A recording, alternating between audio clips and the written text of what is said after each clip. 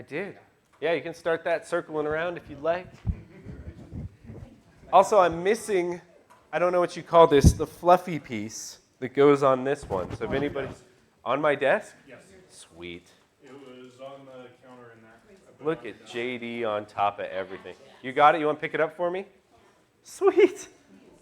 Anybody else want to teach Bible class, lead sermon? I'm just taking. Nose goes. Nose goes, not it. Not it. In all seriousness, though, kind of on schedules and whatnot,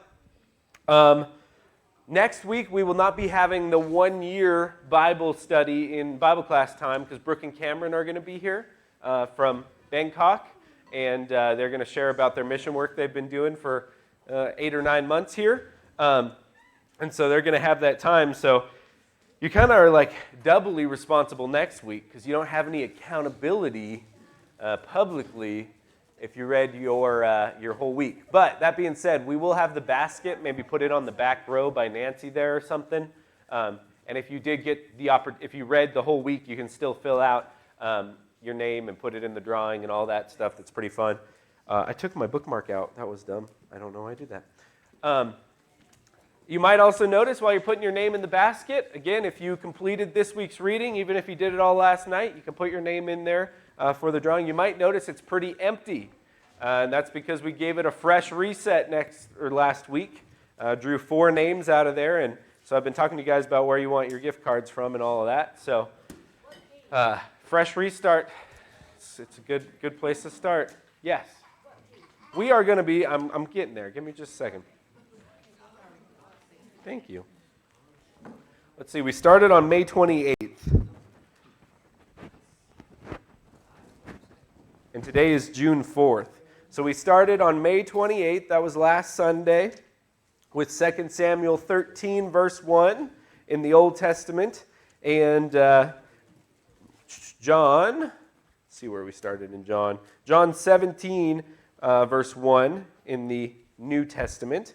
And then we read through today, or actually it'll be June 3rd, yesterday,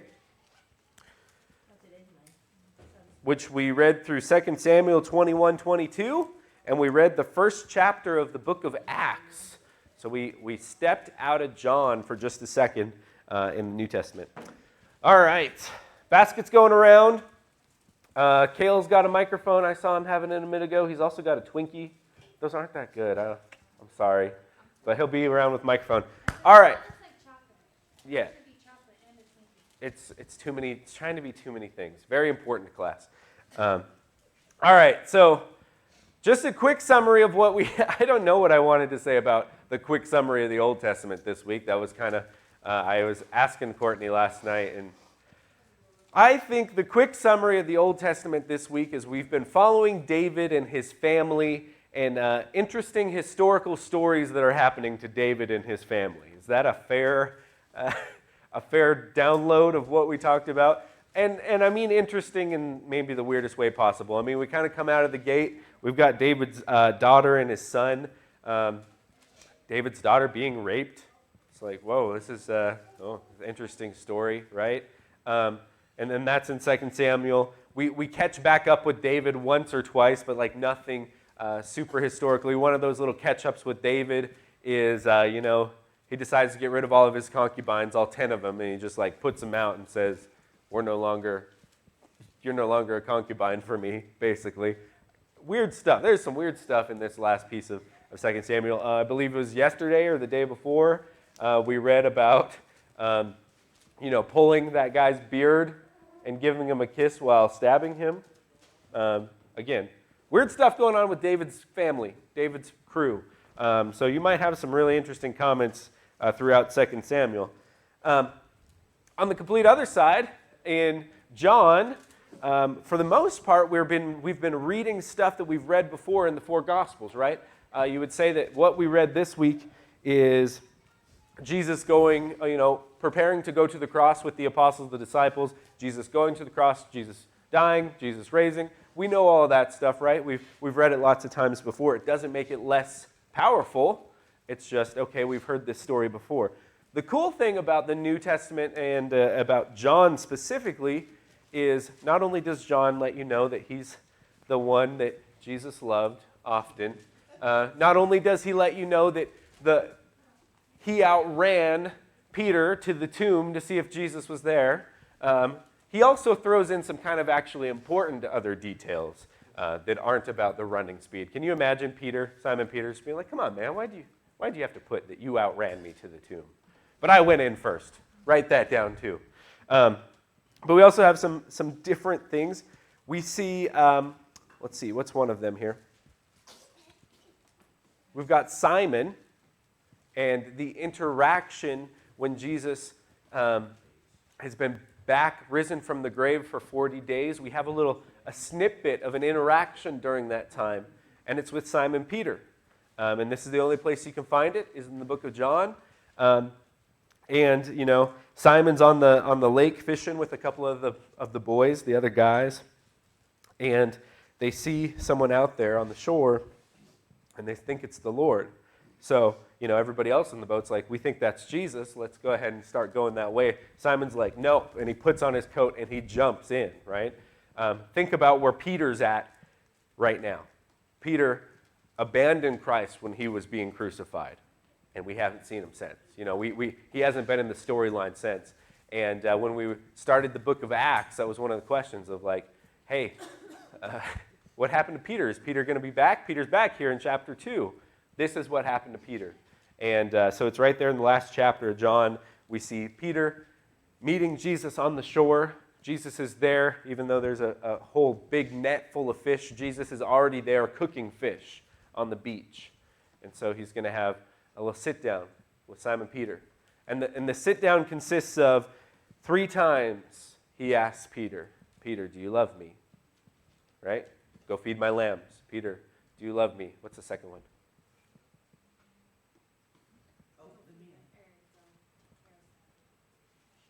Go take care of my sheep is the last one. There's another one in there too. Because lambs and sheep, I remember those two. Does he say take care of my sheep twice? Yeah, that's what I was going to say. He might say that twice. Anyway, you guys could look it up. I mean, but all right. Feed my lambs, take care of my sheep, feed my sheep. Okay. Feed my lambs, take care of my sheep, feed my sheep. We were pretty close. Okay. That's good enough. But he asks him 3 times, do you love me? And that's really significant because the last thing we saw about Peter, 3 times, I don't know him. I don't know him. I'm not with him, right? Denying him 3 times, a redemption story for Peter. Super duper important. Isn't it also agape, philos, and then philos? I didn't know that. Jesus uses the agape love the first time, and Peter answers with philos. Jesus uses the agape the second time, and Peter answers with philos. Jesus uses philos the third time. He answers with agape. And Peter replies with philos. Interesting. See, that's what's hard. We only have one word for love in our culture. Anyway, that's one of the things that I had another one that John gets that nobody else gets. Do you remember what it was, Courtney or Sean? I said it out loud to you so we could remember together. He gets some details. He hits a couple of details that we don't see in Matthew, Mark, Luke. John gets a couple other details in there, which is totally interesting. The healing of the blind man with the mud made from Christ's spit. Yes, that was, I think, in last week's reading. I'm not sure I even mentioned it, right? But the detail of the spit. I played a bunch of catch up yesterday, so. Hey, I appreciate it. We appreciate it. And then, so we go from John and we get one chapter of the book of Acts, and we see that how important it was when you transition from John to Acts. Like I said, you go from Luke to Acts, even though they're written by the same Luke. You're kind of like, well, how come Peter's back? What's going on? Because we see him in chapter 1 being a speaking and driving force, and he's going to continue to be that in chapter 2 and forward. But the way we see him in chapter 1 of the book of Acts, again, we're transitioning from the story of Jesus to the story of Jesus' church, to Christ's church there in Acts. That's why it's probably one of my favorite books. But one of the first things we see them having to deal with is there's about 150 people in this church, this religion now, and we still got the 12, now 11, are the ones that are leading it. So one of the very first things we see is they're like, hey, we should replace Judas. And then you get a little insight into Judas in chapter 1. Judas actually hung himself, right? We read that in the beginning of Acts. And so Peter and the apostles take charge, and they say, we need to elect or, select somebody to take this place and, round out the 12.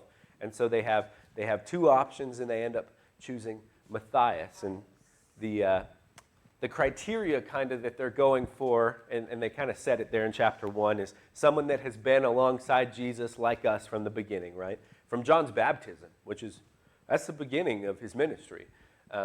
So that's cool. They had multiple options, and they chose Matthias, right? Or maybe I should say more, God chose Matthias, because they kind of left it up to not their will, but God's, up to chance is what we call it. Yeah, cast lots, so up to chance. Yeah, that's too bad, right? So anyway, that's kind of the beginning of the book of Acts. So, weird stories about David and his family, Old Testament, the conclusion of Christ's story on this earth, and then the very first chapter of the story of the church in Acts chapter 1. What did you guys see? Kale, are you ready? Let's do it. All right. What are some comments and thoughts you guys had this week? Okay. Let's go Kim first. I think she was first, but I looked down and there was already two.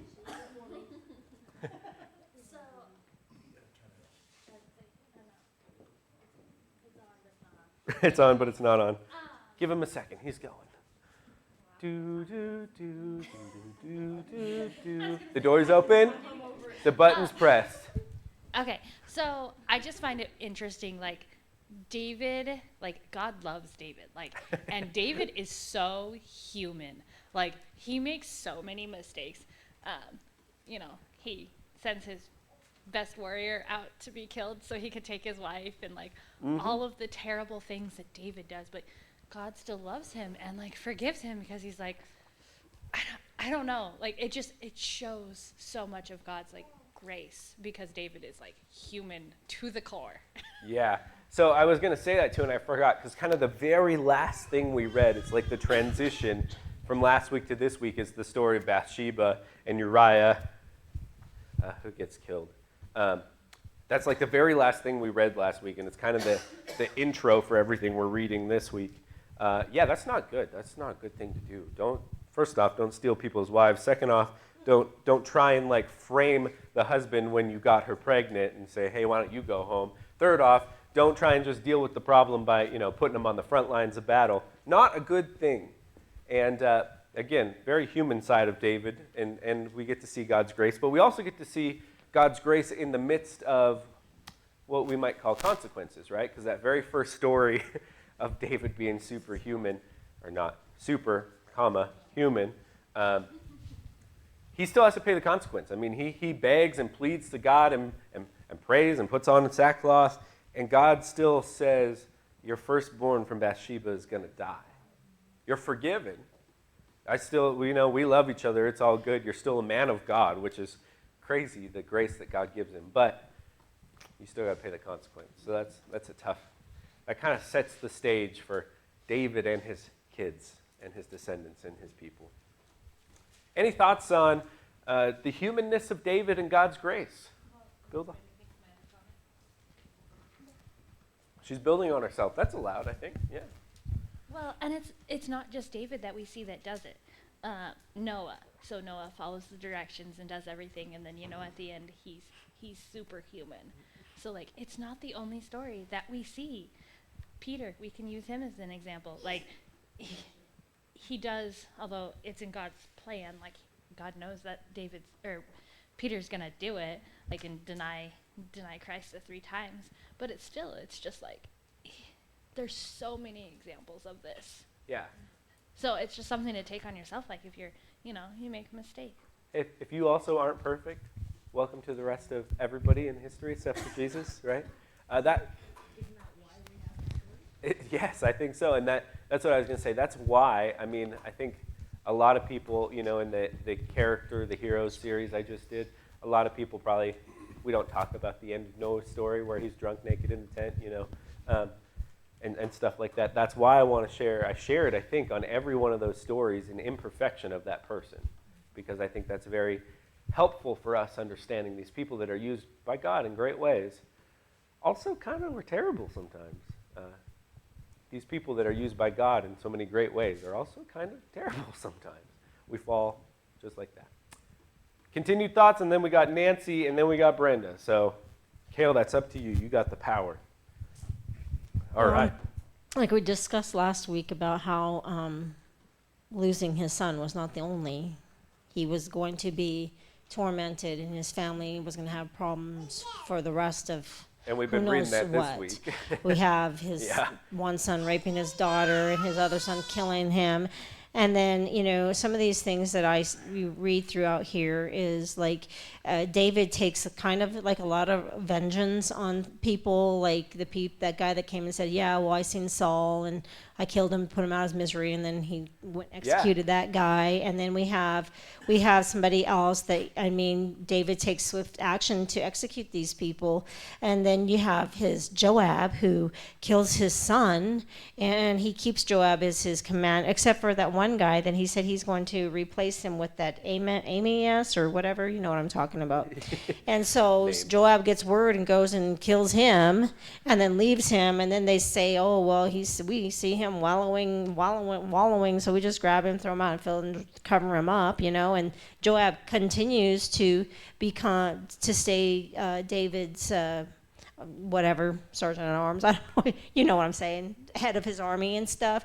And I think that why does David not kill Joab? And I think it's because he realizes that, hey, all of these problems are because of my sin. Yeah. And he keeps Joab around even after he kills the guy that he wanted to replace him with. But something that really bothered me this week was we read about Jesus, and we read about, Christians are supposed to be like Jesus. We're supposed to be loving and kind, and vengeance is the Lord, and all this and that, and turn the other cheek. And then we see David do all these things to, and then we see there's a story in here that made me kind of sick to my stomach when I was reading it, when they had the 3 years of drought. And David, prayed to God, and it was because of Saul's, the Gibeonites, the Gideonites, you know what I'm talking about. Gibeonites? Yeah, so, because I don't have it here in my notes and stuff. So for 3 years they have drought, and so David says, okay, to appease God, here, what do you all want? Oh, we want 7 descendants of Saul. So David chooses 7 descendants of Saul to hand over to them, to hang them, and then God is satisfied, and the drought ends. That whole story made me sick to my stomach. I mean, God says, your thoughts are not my thoughts are not yours, but I don't understand how you can take 7 descendants of Saul, just randomly pick 7 of his descendants to send over there to be hung to stop the drought. Yeah. I don't understand that, and that appeased God. And I don't know if I can. I'm having a really hard time taking the Jesus of the New Testament, who is God of the Old Testament, and combining the two of them. Like he tells Peter, put down the sword. Those who live by the sword die by the sword. But then you see David, a man after God's own heart, taken upon himself to exact revenge where he sees fit and not where he sees fit, and it's A-okay. So, I'm trying to wrap my mind around this whole thing. A little helpful tidbit there too is, and I actually said this to someone this week. Reading the New Old Testament and the New Testament together just shows you how incredible it is that Jesus did come to fulfill all of this mess, if you will, if you want to use that word. That's a cool part. We can take big comfort in that. So as far as the interpersonal and the emotional part for you, Nancy, take big comfort in the fact that Christ came and fulfilled all this. Because, you read the Old Testament, you're like, oh, there's a lot of junk in here. Like, horrible stuff. Yeah. And then at the same time, think about this for a second. David is the king, right? And the only reason there's even kings in the first place is because God was kind of like, fine, right? Okay, that's Harold. Well, he told Samuel, they're not rejecting you, they're rejecting me, so let him have a king. Yeah. And he said, tell them before I allow this king to take place, this is what's going to happen with the king. You're going to be his servants. You're going to have to do what he says. He's going to, do whatever he wants with you. So that wording right there, and what I'm trying to say here is, it's like a parent saying, fine, you can have what you want, and in the same time knowing, You're not going to like it, but you're going to be stuck with it, right? And so David, he fits into this category of these, fine, you're not going to like it. It's a long story for these people of Israel, right? Long story. And David's in the midst of it. And so it's just another proof of why an earthly king was not what they needed or really wanted. It's just, man, I wish it was only 1 year, you know? No, it wasn't just 1 year. Brenda, do you have something connected to that? Okay, Brenda's going for it. She said yes, she's got something connected to that.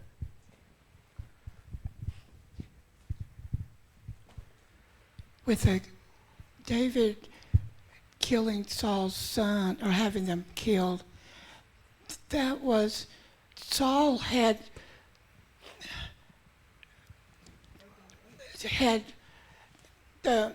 God had made a vow with Gibeonites not to harm them, and Saul had slaughtered them, and therefore the Gibeonites were angry, and God was very angry because Saul was not keeping the vow that they had made earlier. God really wants everyone to keep their vows, and that was what this was all about, that Saul rejected the vow that they had made with the Gibeonites. This was God's plan, was for the Gibeonites to be part of the servants of Israel, I believe. But Saul rejected this and took it on himself to kill the Gibeonites, and therefore God was very angry and sent the drought, and therefore David knew that it was something in God's plan, and so David went to God to find out what was the problem. And then he went to the Gibeonites, and then they resolved it with just the 7 sons instead of everyone fighting everybody. Anyway, you need to see the whole story about the Gibeonites instead of one or just a few verses, and that's where it comes. It's so hard to read just a few verses when you can't get the whole picture. It's nice to search out the whole picture instead. Absolutely, yeah. But one thing, too, I wanted to mention about Bathsheba was that we don't often recognize that Bathsheba had 4 sons. Solomon was her last son. Solomon was her baby. Yeah. And we don't recognize that, but that's in 1 Chronicles chapter 3, the first 2 or 3 verses.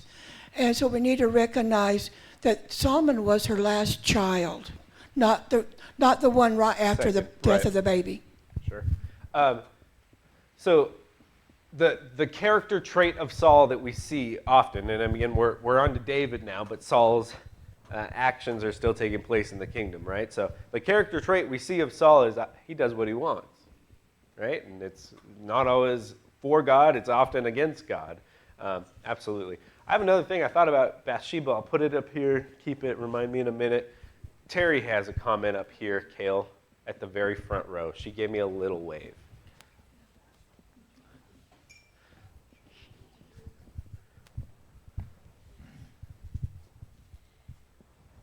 I'm going to go off of what Brenda said, because she said almost everything I was going to, and that is the fact that we have to realize God was punishing Israel for Saul's, and it says zeal. In his zeal for Israel and Judah, he had tried to annihilate these people that Joshua had made a covenant with. So he broke that covenant. So zeal can be misplaced, which is one of the points. But also that David goes to them and says, what should I do for you? How shall we make amends? They could have chosen, they said, we have no right to demand silver or gold from Saul or his family. They could have asked for something else. They chose to ask for those 7 to be killed. Yeah, the people. So David did what, because he had gone to them pretty much with a blank check and said, what do you want? And this is what they wanted. So it wasn't really God saying kill 7 people. It was those men. And honestly, I look at that and go, it didn't give them anything. No. It didn't bring anybody back who was dead. It didn't somehow it satisfied their urge for revenge, but they'd have been better off taking silver and gold. They would have actually had something. Yeah. This way they just had 7 dead people. Yeah, those good 7 dead people. They don't even. The very first part's really good there. Misplaced zeal. We don't use the word zeal very often, but what some other words we could use are passion, or maybe what we put our effort into, because it's so important. What we think is most important. So in Saul's case, there, his misplaced zeal was for Israel and Judah. Okay, so we're like, well, that's a good thing. That's the whole people we're reading about. Well, let me reframe it. Maybe you'll understand it if we put it in our context, right? What if I have too much passion for America? Is that, maybe not following God because I'm too passionate for America? That's maybe what Saul was falling into for the nation, for the people, and not for God. We can still fall into it to this day. God, family, country, sure. Yeah, absolutely. Does that spell something? No. It doesn't say joy. Jesus, others, yourself. That spells something. Just so you know. All right, Kayla, I think Kim had one up here. Yes? Oh, well, that's what Terry was going to say. I Oh. found it, and I was like, I thought they said that they didn't want something, but no, I'd read it wrong, and it was the gold and silver that, they could have asked for that, but they didn't. So the same piece there. Something connected, something new. Old Testament or New Testament? Something new. Is it Old Testament or New Testament? All right. By the way, give Kale a round of applause. He's doing a fantastic job. All right. I just New have to Testament. get that off my chest. So, anyways,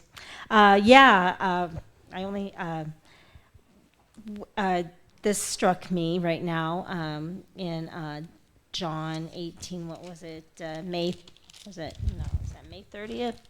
In John, the Jews answered him, talking to Pilate, said to them, "Behold the man." When the chief priests and the officers saw him, they cried out, "Crucify him! Crucify him!"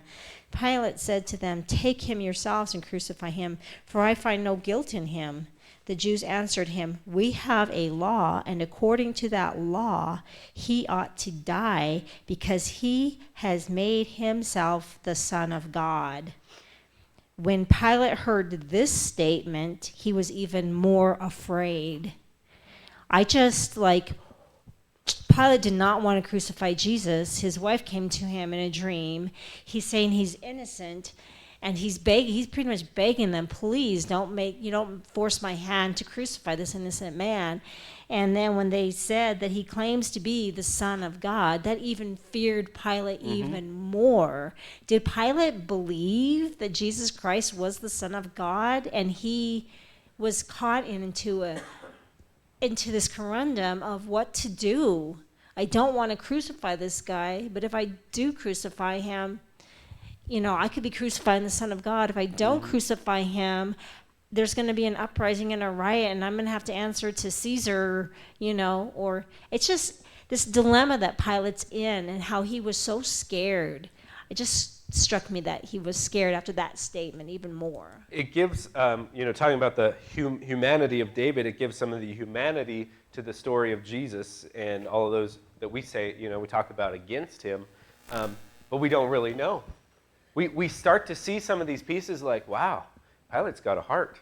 Pilate's like, and it would be so cool, and maybe somebody at some point, they'd have to take some creative liberties, but if they shot this crucifixion story in the last days maybe of Jesus, like they shoot like reality TV, you follow the story and then you have sit downs with the characters. It'd be interesting to see what somebody would form the sit down with Pilate, right? And be like, man, I just really don't want to kill this guy. I think he's innocent. Sit and face. We don't get to see that though. We don't get to see behind the curtain. We get to see some of these actions that he's doing. And so that's where my brain goes. And if I ever shot that movie, I'd probably be ostracized because I took creative liberties, right? But that's kind of how I read it. Yeah. I think Jesus gave him a little bit of comfort, I guess, by saying, "They have the bigger sin than you, because if it was not for my Father, this would not be happening. You don't have control over me. It's not up to you to crucify me. That is God." Which is graceful for him to say. So they have the bigger sin than you do. So maybe Yeah, he's basically saying it's not on you, bro. He says And that then he right washed there. his hands, and it makes me wonder: did he become a follower of Christ afterward? We don't know. Yeah, we don't know. Anything connected to that? That's in John, obviously. Terry up front.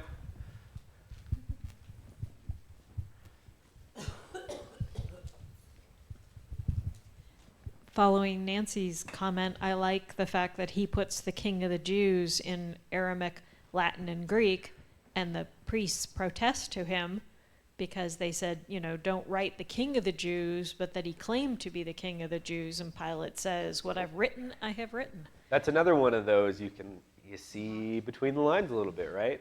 I have written what I've written. Like, I wrote the right thing the first time. In that whole story, though, there's something that I don't know that we brought out in the other Gospels, and it might just be phrased slightly differently here, but when they say, take him away, crucify him, Pilate says, shall I crucify your king? And the chief priests answer, we have no king but Caesar. We noticed So that they too. commit blasphemy to get Jesus killed for blasphemy. Mm-hmm. We noticed that too, because I don't think that is at least worded that way in any other account. Is it connected to this? We're on Jesus right now? Let's do it. Jesus is a good topic. Another thing we see, every sin is equal. Every sin is equal. We see this, a lie is just as bad as murder.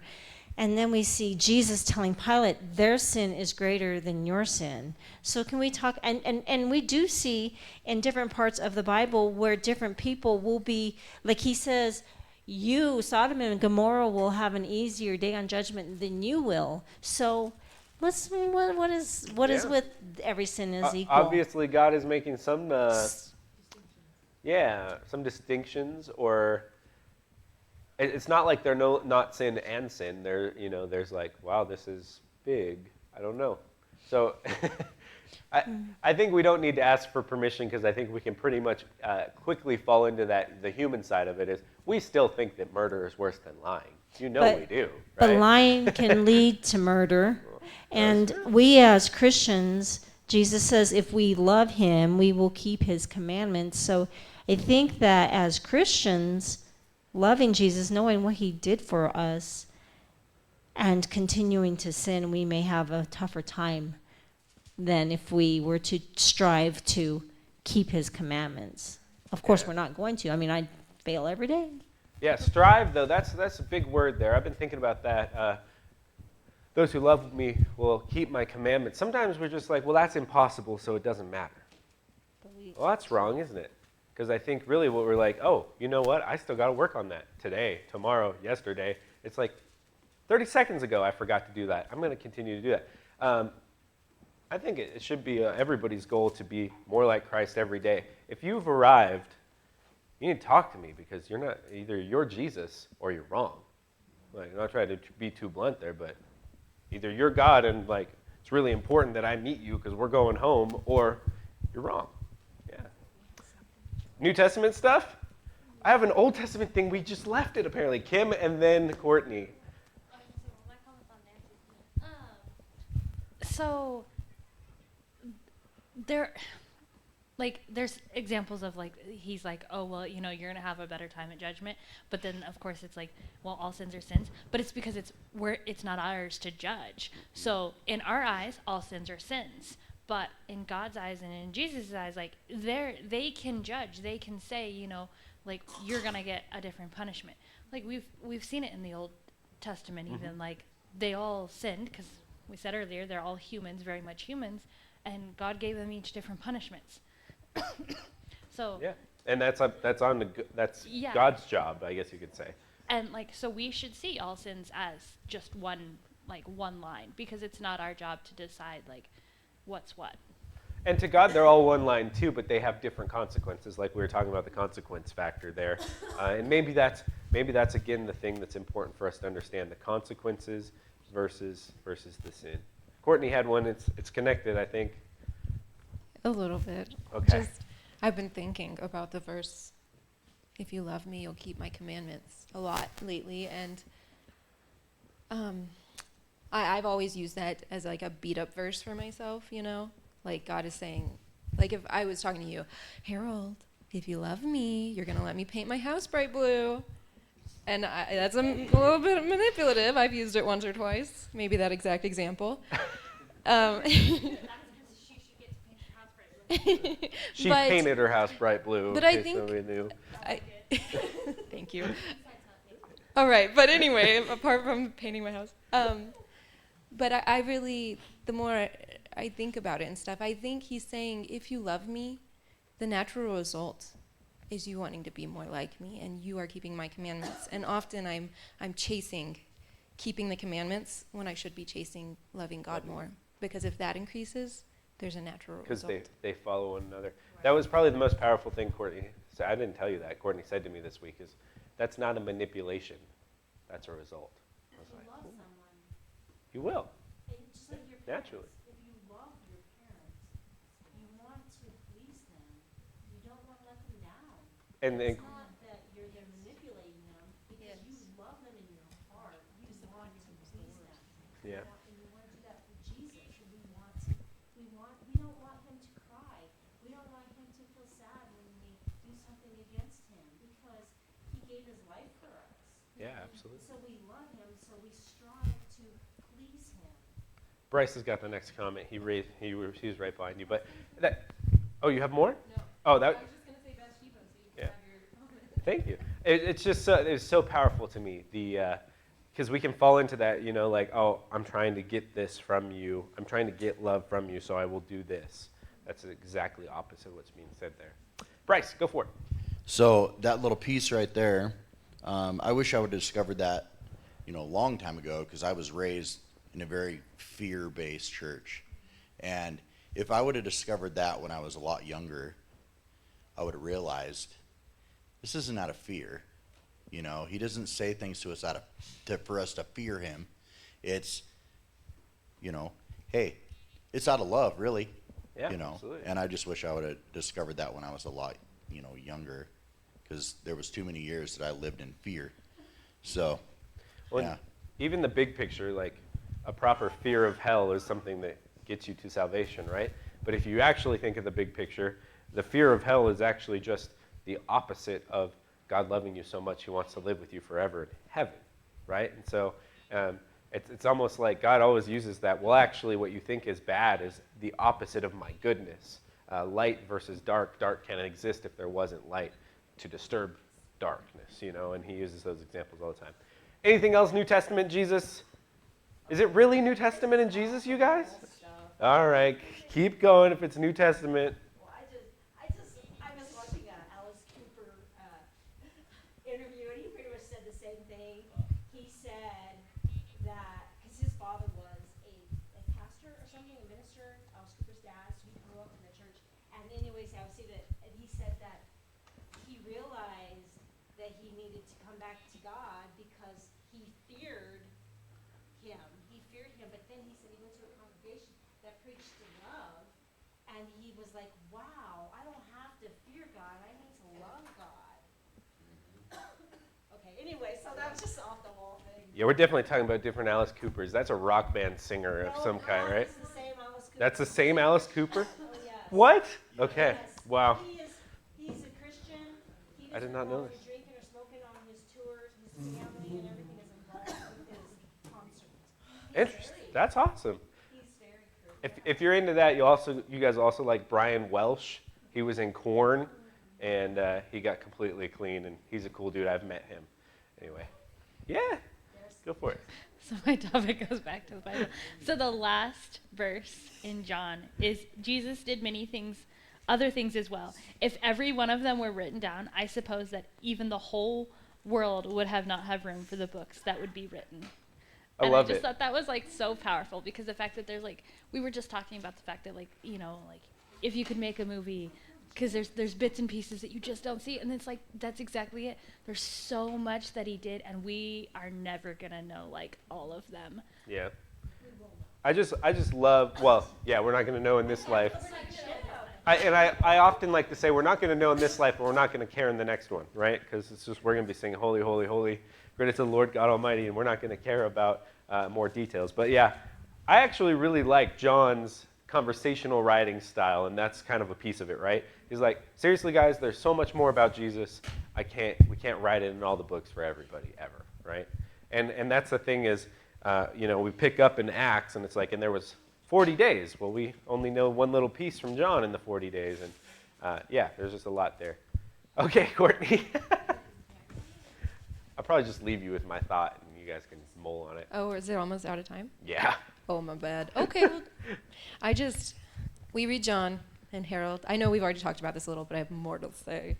Harold always giggles when it says, the disciple who Jesus loved. He reclined on the chest of the disciple he loved, anyway. And I've been thinking about that. John writes that about himself, by the way. He's writing it about himself. And it's always kind of like, John, you're so full of yourself. Like, and The Chosen does a good job where Mary talks to him, and she's like, you're the one who just keeps going on about it. He loved everybody, but you go on it. But anyway, my point. Good point. John did a lot of cool things. I mean, like, he goes on to perform miracles. I mean, he could have called himself a lot of things. The disciple who outran Peter, the disciple who Jesus bequeathed his mother, the care of his mother to, he could really, and for him to call himself the disciple who Jesus loved is extremely humble, because that's his identity. He's finding in his identity in the fact that Jesus loved him. And I'm going to keep going. That's how he doesn't use his name.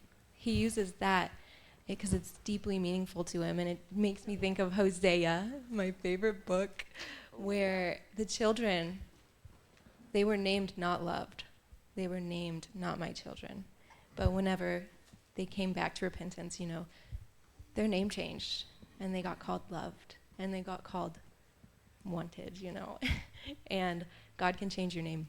So if you're looking for me in heaven, looking for my address, don't look for Courtney. She's not there. My name's going to be changed. Wow. Anyway, in The Chosen, we no more time for comments, because I have one I want you to walk home with, and we're definitely out of time. I'm sorry, Nancy. I got to draw the line in the sand. In The Chosen, that little piece is really, really fun. I think it's at the beginning of season 3. It's like one of the first scenes. John's like writing, John. That's what you gather that he's doing. And he says something to Mary about, well, I was the one that Jesus loved. And she said, Jesus loved you all. You just like to tell people about it more. And I just thought that was pretty funny, because John likes to tell people about it more. Okay, Old Testament thought to have. It's from last week's reading. My sister gave us this challenging thought last year, and we don't have an answer yet. Was Bathsheba raped? Or was she consenting? Think about that, mull it over, ask God when you get to heaven, tell me your thoughts on the journey. All right, we will have a few-minute break, and we'll be back. Oh, come on.